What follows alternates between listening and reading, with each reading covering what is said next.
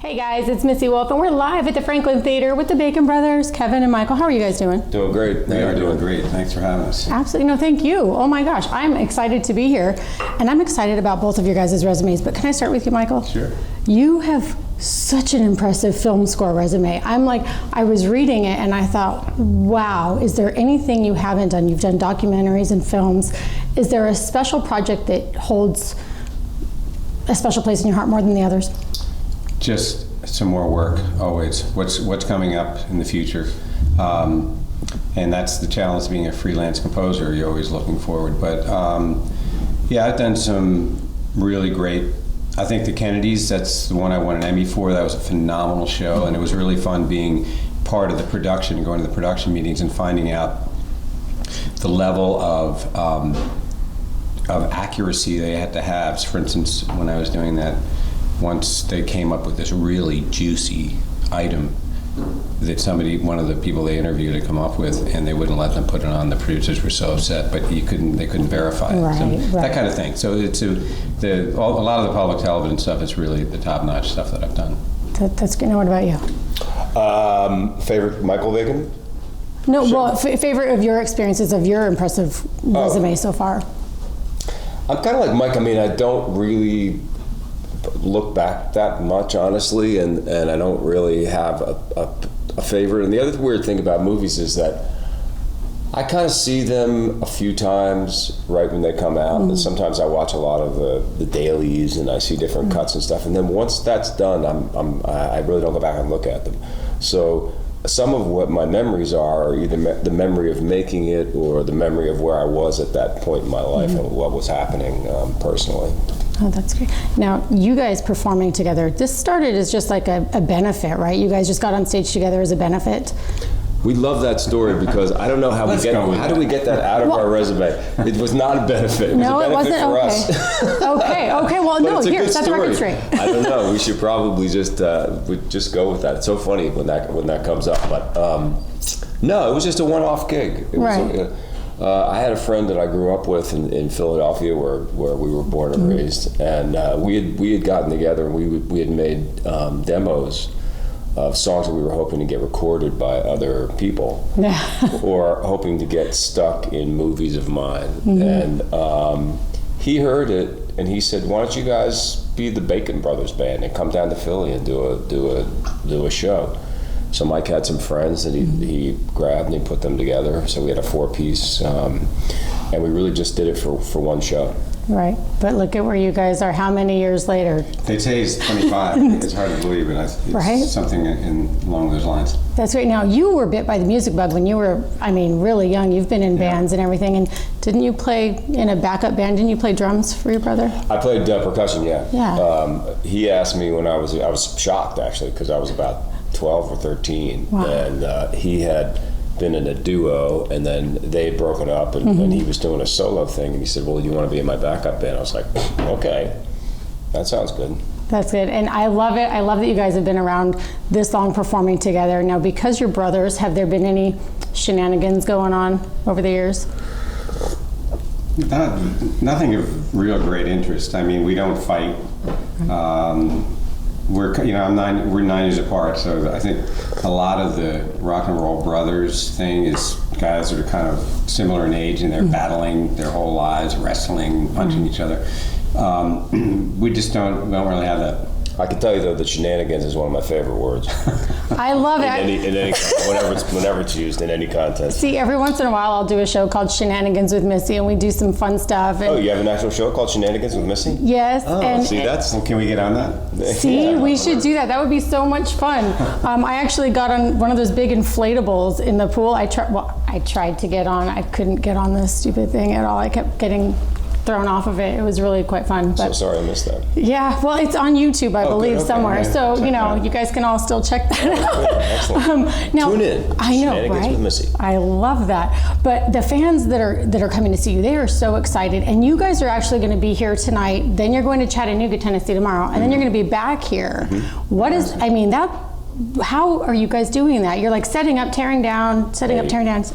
I'd love to tell you that it was us, but it's our crew who works really, really hard. And when you see the show, we have, gosh, I don't even know how many instruments we have, but between it looks like a guitar store. Yeah, music store. Oh wow. Yeah, I mean, there's drums and guitars and percussion, ukuleles and mandolins and bass and cello and accordion and saxophone and keyboards. I mean, there's a lot of stuff. Gosh. Yeah. There's a lot of stuff. So they work really hard. So for your audience that's going to be here as well, what can they expect from you then? I mean, obviously a lot of instruments and a lot of fun, but do you have any surprises up your sleeves? Well, we're playing a lot of new songs because we just had a CD release about a month ago. So probably half the set is new stuff. It's a 6-piece band. It goes all over the map. We have 2 songwriters, so there's not much of a sound. We tend to let the song drive the arrangement, so we don't really fit that well in any kind of category. Yes, but that's what is awesome, because when you listen to one song, then the next song is going to be different. And then so it's just, for me, it's a lot of fun. I don't like it when people are just crammed into a box and every song sounds the same. So you guys are definitely... Oh, no song sounds the same, actually. No. And we've been accused of being a little bit too all over the map in terms of that, which is fine, but we just... It's just the way it happens with us. I don't know. We can't really lock on one sound sort of. I think that's a good thing too, because we're not always in the same mood and we always want to hear something different. So, I mean, that's a good thing. And I love Tom Petty T-shirt. That's your newest single, right? Mm-hmm. Yeah. I love that song. I was actually making my mom listen to it with me this morning, and it was just, she was having so much fun with me. We were just listening to all of your music. Alexa plays a good variety of all of your music, just in case you didn't know. It's a lot of fun. So everybody at home, you can find their music, digital formats everywhere on your website as well, too. Alexa, play Tom Petty T-shirt. Every day, 100 times. Playing songs by Tom Petty right now. No, Alexa, Tom Petty T-shirt.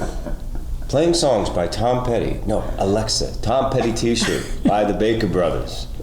I love that so much. You have no idea. Now, I want to know about current projects. Do you guys, I know you have your new music, but individually, do you have new stuff you're working on? I was told to ask you about your composing. Well, I have the cello concerto. I've gotten one performance. I'm trying to get some more. And the normal kind of scoring that always goes on. It's luckily this summer I've had little tiny windows when I get back to New York. I can kind of keep up with my clients. So that's worked out really well for me this summer. And you guys have also recorded too, in where you work, right? At the studio where you teach? I teach at Lehman College. I'm a music professor, and we have a beautiful studio, and half the CD was recorded there, and the other half in a little studio in Hoboken, New Jersey, or Weehawken, New Jersey. Oh, I love Close it. enough. Yeah. There you go. Yeah, right. What are you currently working on, or do you have anything? I'm starting a movie in the fall, and called You Should Have Left, and a horror movie, and then I'm doing a series called City on a Hill for Showtime. It starts in January. I love that you love horror movies. I have such a hard time watching them. I love horror movies. Yeah? Oh, yeah. I know. I always have. Even before I acted in them. I'm just, when I was a kid, there was a thing called, there was a couple of shows. They would be like Saturday night shows. One was Chiller, and one was Creature Feature. And so they'd play like Creature from the Black Lagoon, or The Mummy, or a zombie movie, and I just love them. I made models of scary things when I was a kid, werewolf and stuff like that. Did you ever freak out your mom with some of them? No. But I'm guessing she probably didn't like that. Our mom was like a real super pacifist, so I don't think she would have dug the fact that I like to see people bleeding. Okay, you guys heard it here first. Do you like horror movies as much as your brother? Yeah, I do. I remember the most fun thing was when, in the olden days, they would have some crazy guy that would show them at night, and they would cut away to him, and he would have costumes on and stuff like that. Okay. Was that Creature Feature? Yeah, Creature Feature, yeah. Or Elvira later on. I do remember watching movies with her, and I remember the whole Tales from the Crypt, but I tried to stay away from scary movies. My mother dragged me to go see them in the theater with her a lot of the time, and they're kind of cool from a composing standpoint. I mean, Michael can talk more about that, but it's one of your classes that you teach is taking the score out and seeing it not be scary, right? For my students, I teach film scoring, and what I have them do is go find public domain movies that they can download for free. Okay. And if there's a scene they're going to score, you have to take out all the music all the dialogues, all the effects, so you have a clean track, but then you have to put all those things back before you even start to score. So it's a great exercise in sound design, in what we call ADR, which is dialogue replacement. And once they get that done, they're sort of on the road now to score it. And then they can take that after they get out of my class, and they can take it anywhere in the world and not have a feeling that it's violating copyright, because it's all public domain work. So that's at least a really good system. Yeah, they learn an awful lot. Definitely. Have you had a favorite part of your class that you teach? Well, I think it's overall teaching, and I also teach kids that I have one class in the history of film music for students that don't know anything about music. And it's disturbing to me because when Kevin and I grew up in Philadelphia, everybody played an instrument for free. Everybody got a teacher. Everybody could be in an orchestra, or the All Philadelphia Orchestra if you were really good.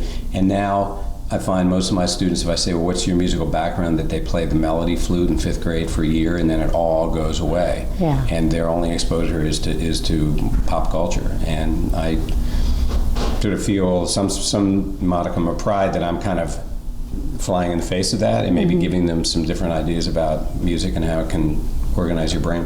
Oh, that's great. I love that. Is there anything else you want to tell fans before we go? Because I know you guys have a busy schedule. We're excited to be in Tennessee for 3 days. That's really good. And I used to live in Nashville in the 70s for 7 years, and it's a very formative town for me, and it's great to be back in Tennessee. Well, I'd just like to say, don't forget to watch Shenanigans with Missy. I am going to hire him and just have him come with me everywhere. You are so awesome. I love you guys so much. And where can they find you online? BaconBros.com.